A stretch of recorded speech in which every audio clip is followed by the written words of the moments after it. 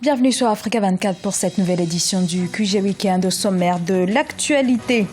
Au Sénégal, le débat politique est plus animé que jamais. Le dialogue national a été lancé depuis fin mai et pour beaucoup, celui-ci a pris des allures de retrouvailles de la famille libérale. Le décryptage dès le début de ce journal est le scandale de corruption qui mêle le président Jacob Zuma à la famille Gupta refait à nouveau surface. En Afrique du Sud, la médiatrice de la République pourrait lancer une enquête sur cette riche famille accusée d'influencer le chef de l'État. Et au Kenya, Safari comme selon sur le marché des VTC, véhicules de tourisme avec chauffeur. Le leader des télécoms entend ainsi rivaliser avec Uber.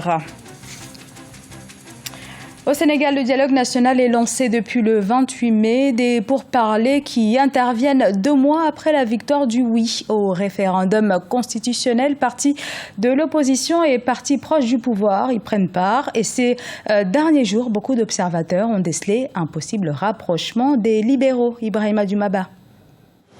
Au Sénégal, le débat politique est très agité dans un contexte de dialogue national et de mise en œuvre des réformes constitutionnelles adoptées au mois de mars 2016. Parmi les thèmes qui reviennent, il y a les retrouvailles de la famille libérale, des leaders et des partis qui ont en partage le libéralisme social, jadis théorisé par Maître Abdoulaye Wade. Je crois qu'il est de l'intérêt du Sénégal, en termes de rationalisation de l'espace politique et de l'offre politique, que les familles politiques se retrouvent. Et je crois que le président Macky Sall, en tout cas les propos qu'on lui a prêtés, et qui de mon point de vue, ce sont des propos qui vont dans le sens de réaliser les retrouvailles de la famille libérale, je crois que ça va dans le bon sens pour la démocratie. Au Sénégal, déjà, au début de l'indépendance, le président Senghor et le président Lamine Gueye se sont retrouvés après s'être séparés violemment.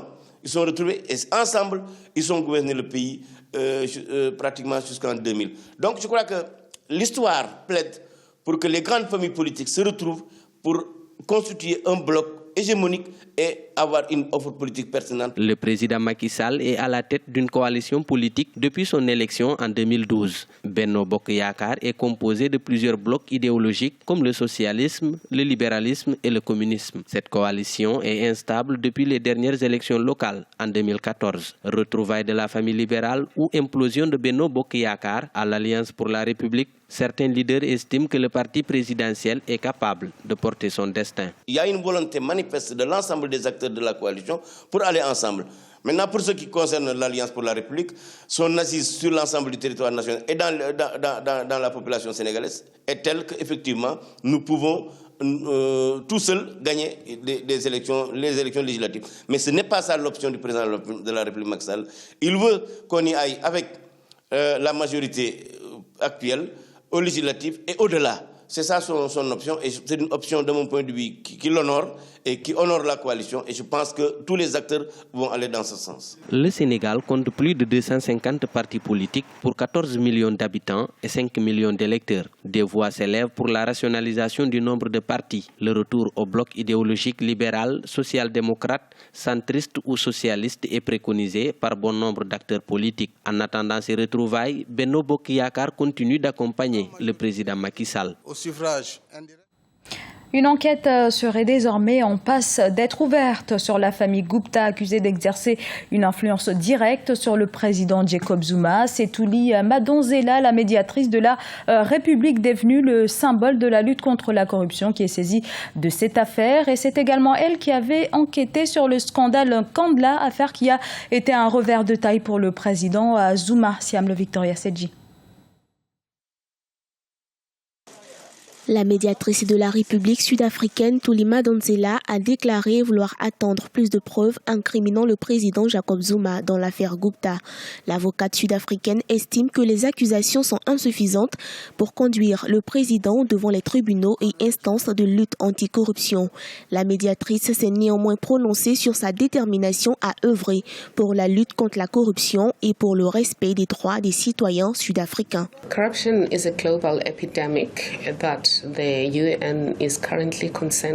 La corruption est une épidémie mondiale qui préoccupe actuellement les organismes internationaux. Il y a beaucoup de corruption en Afrique du Sud, une corruption parfois locale et même transnationale.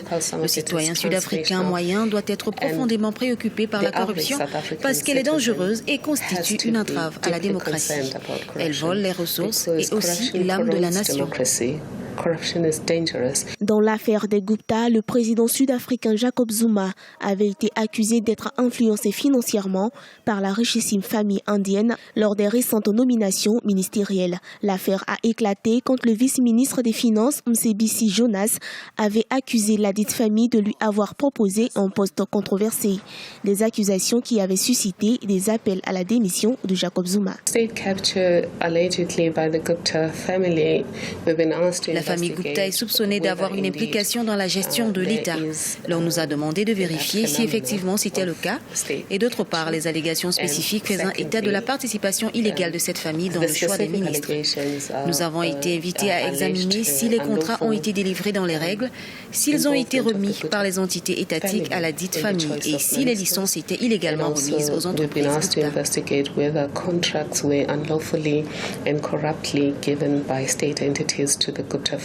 Pour l'heure, Thuli Madonsela n'a pas encore indiqué les ressources supplémentaires qui lui permettront d'éclaircir cette affaire. L'avocate espère toutefois pouvoir achever cette mission avant la fin de son mandat à la tête de la médiature en octobre 2016. Dans le reste de l'actualité également, cette annonce des autorités ougandaises qui déclarent avoir arrêté au moins 30 personnes soupçonnées de complot. Un complot qui viserait le renversement du pouvoir. Un député de l'opposition figurerait dans la liste des personnes actuellement en état d'arrestation. Et une innovation dans le secteur des transports urbains kenyans devrait prochainement voir le jour. Safaricom, leader kenyan des télécoms, prévoit le lancement d'une application qui lui permettra de se poser directement en rival d'Uber qui s'est implanté au Kenya depuis l'an dernier. Siam le Victoria Seji. Safaricom, la plus grande société de télécommunications du Kenya, compte lancer une plateforme d'appel de taxi. Yes, Moi Avenue, yes. Annoncée pour les 3 prochains mois, cette solution technologique vise à améliorer les services de transport urbain à travers des applications développées et une connectivité au réseau avec Wi-Fi disponible dans les véhicules. La création d'une application dénommée Little Cabs proposera des services de paiement mobile M-Pesa pour traiter les échanges. Safaricom entend ainsi ravir les parts de marché à Uber, une entreprise qui opère dans plusieurs pays africains, y compris au Kenya. Uber est un concurrent de taille. La société Easy Taxi a dû fermer à l'arrivée de Uber. Cross Silicon, le développeur de logiciels basé à Nairobi, a déclaré que nous pouvons développer des services de qualité et à bas prix. Nous pensons que nous pouvons payer nos chauffeurs mieux que Uber, installer une connexion Wi-Fi dans les voitures, donner la possibilité de choisir à nos clients. Ceux-ci, comme avant, pourront réserver leur voiture et demander à écouter la chaîne de radio qu'ils souhaitent.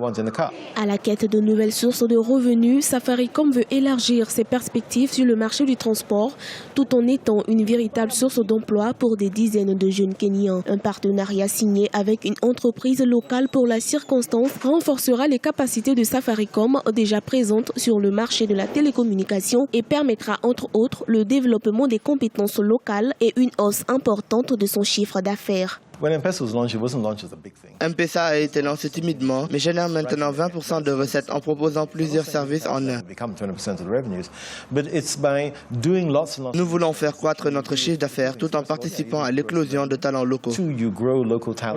Safaricom s'attend à une hausse de plus de 4% de ses résultats en mars 2017 grâce à l'utilisation accrue de données et une hausse de vente de smartphones. L'entreprise avait déjà signé un partenariat de 3 ans avec M-Kopa, une société de distribution d'énergie solaire. Elle s'apprête également à investir dans l'éducation et d'autres formes de services.